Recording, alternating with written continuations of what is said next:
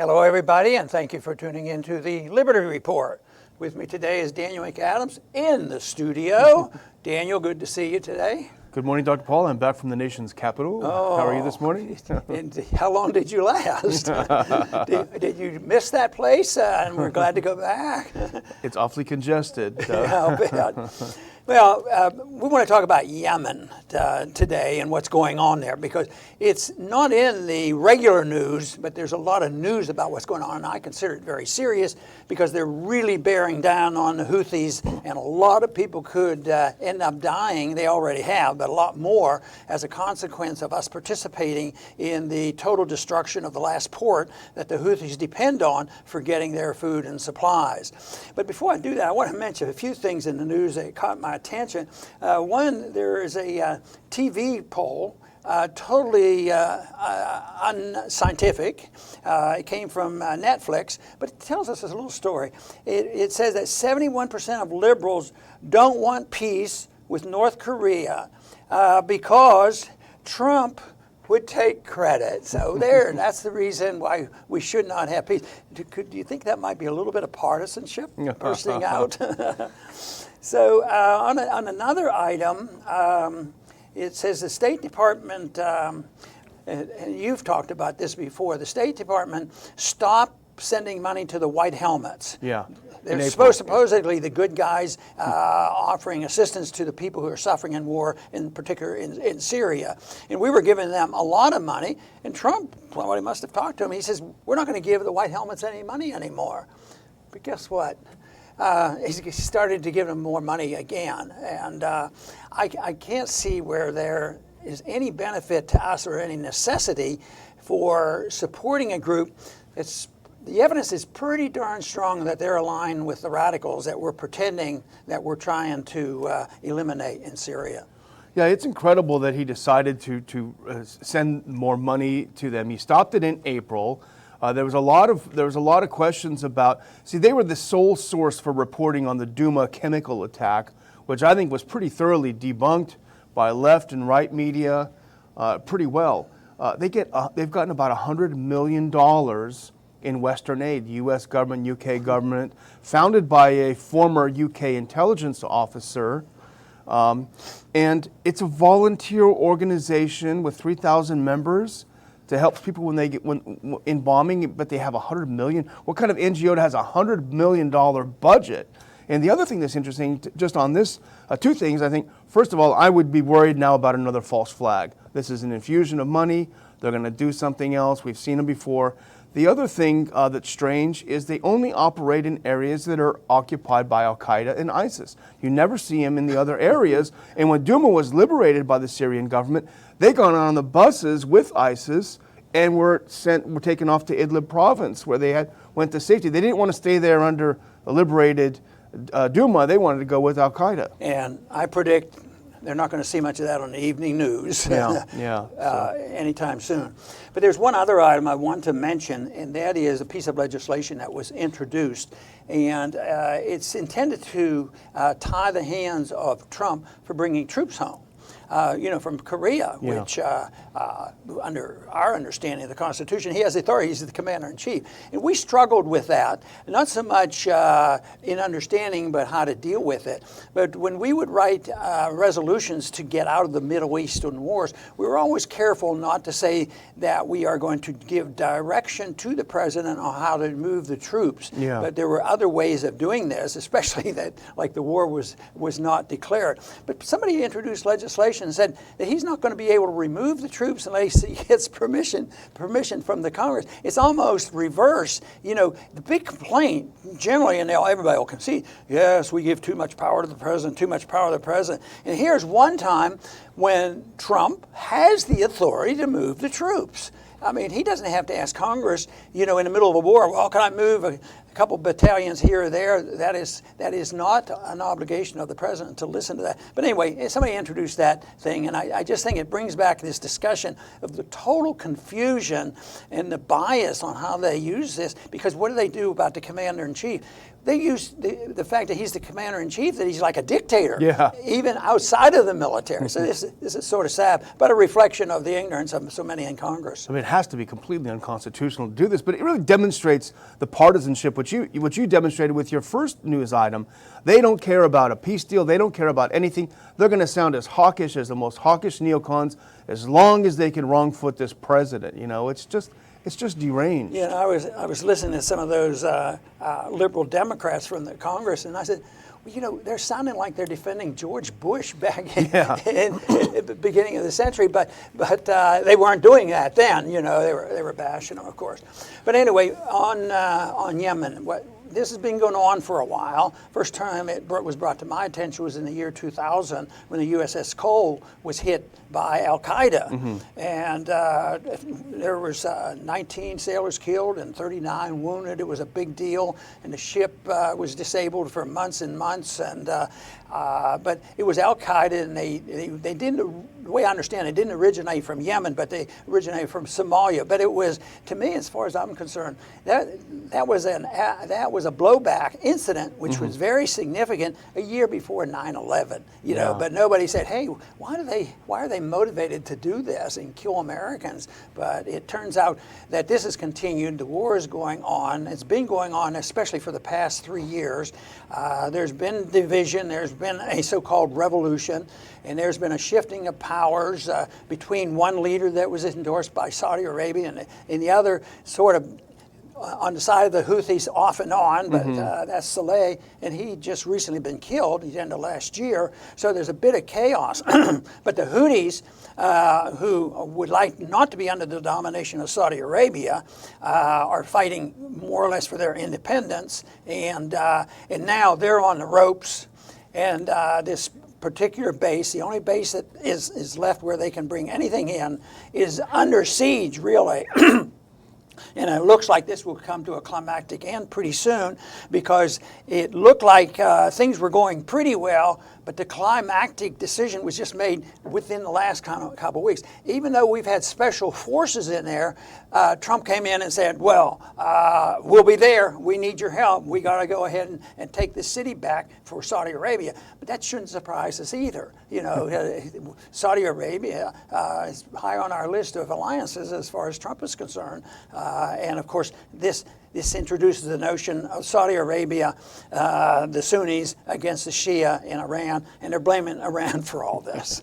Makes you wonder when they put their hands on that goofy globe what kind of brainwashing went on. But, you know, this is actually still a repercussion of the so-called Arab Spring. If you remember, this was the brainchild of the Obama administration. We're going to set forest fires throughout the Middle East and Northern Africa. And out of all of this chaos and destruction, democracy will come. We'll have our guys in power in all of these places. Well, Yemen was one of them. And there was the overthrow of Saleh. And Hadi came in, became a dictator, but he was a pro-Saudi dictator, so we liked him too.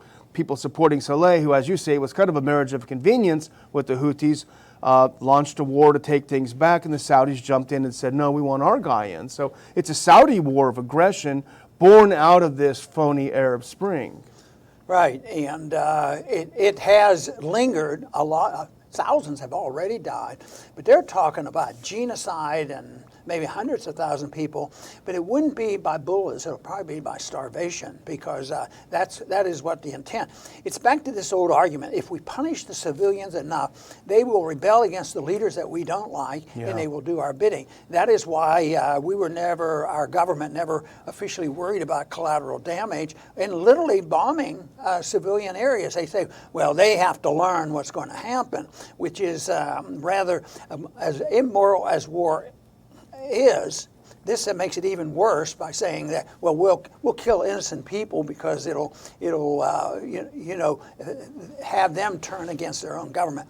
That didn't work, hasn't worked, but that's one of the tools that we use. we've been in there a long time. We're not going to walk away, but I don't know. I don't think anything good can come from this. And it's a strategic part of the world. You know, I think it was probably close to 10 years ago.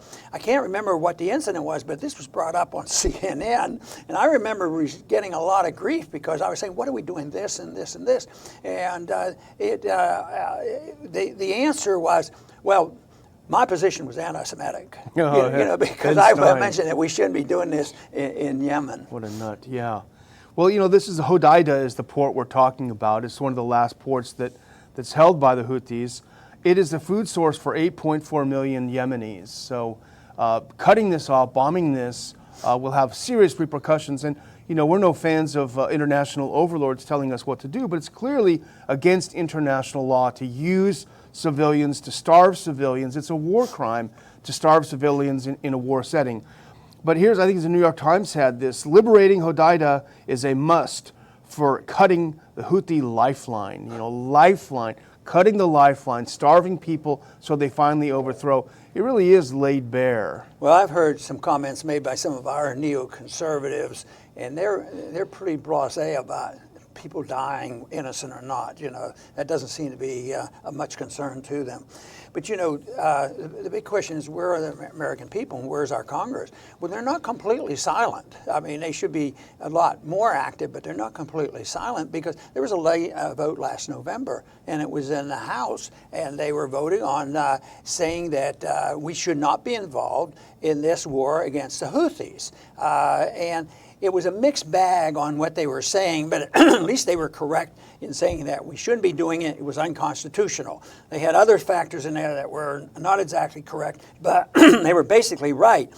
And they would reflect, to agree, the people. And their vote came out 355 to 30, something like that. So it was in favor of getting out of there. Yeah. So that was a pretty good vote. But they just had a vote recently in the Senate. And they wanted to pass a similar resolution saying, hands off, let's get out of there. And it was tabled 55 to 44. So it wasn't overwhelming, but it wasn't as strong a vote as it was in the House. But the whole thing is we shouldn't be there to begin with. There's no automatic authority to go there. This is, you know, we may not want to micromanage the president's maneuvering of troops, but we also macromanage by going to war, and that's what we need more of. And stopping these, we've known for years, stopping and getting them out is so difficult. That's why the War Powers Resolution is so weak, because you're allowed to go to war for 90 days, and then they said, well, then you can say you can withdraw or take the money away. And that never works because you're accused of the worst types of crimes against humanity and against America. And that House bill is interesting. As I understand it, essentially it reconfirmed the idea that you can't be in there other than to fight against al-Qaeda because you're using the 9/11 resolution.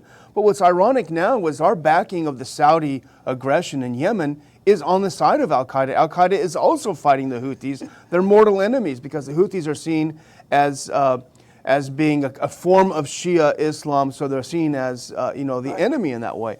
But it's interesting. You talk about Congress's role in this. We have a clip to cue up, and I think a few of our viewers are going to recognize this senator. But this really captures how the media, industrial complex, portrays our foreign policy. Listen to this. This is great. We are refueling the Saudi bombers. So we are essentially part of the bombing campaign. We're helping them choose targets, and we are refueling the Saudi bombers that are dropping the bombs. It is said that thousands of civilians have died in Yemen because of this.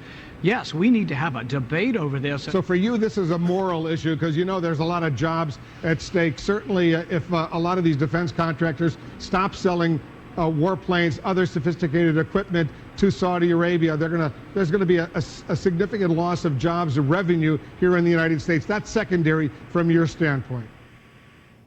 Yeah, that's back in April, just a couple of months ago. Yeah, it's all about jobs. It's sad. All about jobs, military-industrial complex. You pointed out about the hypocrisy of us, pretending that we're against al-Qaeda in Yemen, and yet we're on the side of al-Qaeda when they fight the Houthis. But isn't that pretty similar to what's going on in Syria? How often were we on the side of al-Qaeda and the radicals up there, pretending we're there to stop them? Yeah. We were there, and we used al-Qaeda and the radicals to try to get rid of Assad and try to carry out and renew interest in the Obama policy of Assad has to go. Yeah. So it never stops. Too much bipartisanship, as I'm concerned, unless there's a partisan effort to get one temporary gain by blaming Trump for something that he probably didn't do. Yeah. Well, speaking of Syria, look at the whole Duma thing. There was a chemical attack launched, after which the U.S. launched 100 missiles into Syria, spent about $1 billion blowing up the desert on just this suggestion that there was an attack, which I think is pretty well disproven. But we know on June 11th, the Saudis bombed a cholera clinic that was built by the Doctors Without Borders. It was treating, there's 1 million cases of cholera in Yemen, which is a preventable, treatable disease. Doctors Without Borders built a clinic, a hospital. The Saudis knowingly blew it up. Not a word from Washington. That's sick. No, that is a shame, and it all comes from the fact that the type of foreign policy that is endorsed bilaterally and with almost all the advisors in Washington, and they only vary it by degree, and that is they believe that it is the best thing to do. It is best for America. It's spreading American goodness. We have a moral responsibility to be the policemen of the world. And I still believe that, sadly, that most Americans still believe that, and they're sort of proud of it, because you want your country to be, a good country, and if you have something to say, good. But my argument has always been, if we have something to be proud of and we want to spread our message, it has to be voluntary. If you spread this with guns and wars and fighting, intimidation, threats, and sanctions, it's no good, and that's what we've depended on. So wanting to do good by doing bad doesn't work, and I think that's been our problem. Yeah, absolutely. And the last thing I would say on Yemen, Zero Hedge, had a good article saying, don't expect any white helmets helping these poor Houthis out in Yemen. They're on their own. But I haven't hectored our audience in a couple of days, I guess, about our conference in August. But I just think, Dr. Paul, it is so important. This is not about Trump. This is not about left and right. This is about principles, policy. It's about how we go to war. It's how the media's role in the war. It's about what we're doing with our military. These things need to be discussed. The mainstream media is not discussing them. No one is discussing them. We have to discuss them. We're meeting on August 18th in Washington, D.C., in the belly of the beast. We're going to have a great lineup of speakers. We're going to make news, and we're going to discuss these things. We're going to force these into the agenda. So the tickets, Dr. Paul, I'm happy to say, are selling pretty well. We got an early bird rate, save people some money by booking early. Please look into it, and if you have the time, join us. Our numbers being bigger will get us a lot more attention. Very good. We're looking forward to that meeting that we're going to have. And a lot of times it can get a little depressing because we can't see a light at the end of the tunnel and say, well, if you do it our way, in 6 months, everything's going to be okay. Well, that isn't the case. It's a long slog to get through this and get people understanding it. But the one thing that has happened over the centuries is there can be sudden changes, and they're unexplained, and they're sudden, and we're all surprised. I think the downfall of the Soviet system, it was predictable by good Austrian economists that it was a non-viable system, but all of a sudden in 89, 90, it just collapsed and disappeared, and we didn't have to fight the war. And I think this is true about North Korea. I think they're totally broke. They can't even put their lights on at nighttime. It's a dark country compared to South Korea. And now we are saying that we were able to do this forever because we can print the money and everybody trusts us. Well, they're trusting us less, and we're getting poorer, and there'll be a challenge to the dollar. Something could happen rather suddenly, and it's unpredictable, but our domination in the world will end for economic reasons, not because we've invaded every single country. We have about tried to do that, at least with our special forces. But eventually, we will give it up for economic reasons. And then the challenge will be, what will we have as an alternative? Can we rebuild on the principles that we were founded on, principles of liberty? Or are we going to just, drift off into some dictatorship that says, well, it didn't work. Capitalism didn't work. I guess we need to get Bernie Sanders in and let's try this socialism stuff. Well, that won't solve our problems. That will make things worse, and we don't want that because we have a pretty good idea what we should substitute it with. And that is non-intervention in foreign policy, non-intervention in our individual lives, non-intervention in our economy. Emphasize the importance of individual liberty. Then we can solve our problems. I want to thank everybody for tuning in today to the Liberty Report. Please come back soon.